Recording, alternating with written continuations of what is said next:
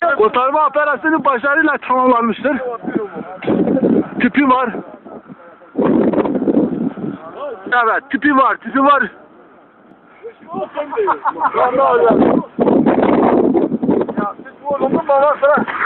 Evet arkadaşlar. Eşraflarda televizyon. Hatta bir hatırın la hiç mi beğenir başka yere var. Ya lan bu vakti yaptı mı sen niye? Hatta binolar biniyor. Bırak Ali. Ay binolar almayacağım.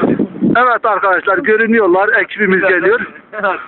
Başarıyla sonuçlandı bu iş. O kadar. Ay joy baba vallahi var. Bir o kadar.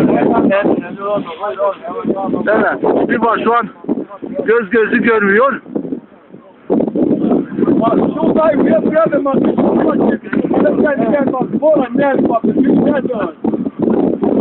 Evet.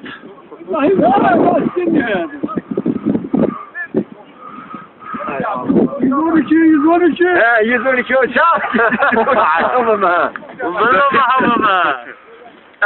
Evet arkadaşlar geliyorlar. Hoş geldiniz. Hoş geldiniz.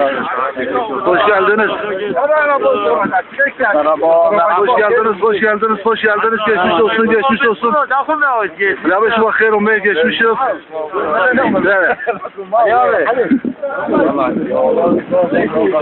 Evet, operasyon başarıyla tamamlanmıştır. Geçmiş olsun hepinize.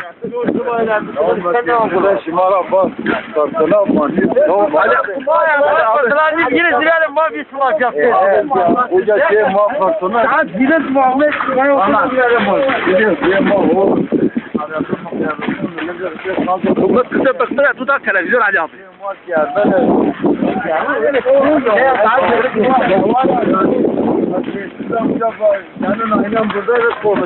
Evet, tüpü var.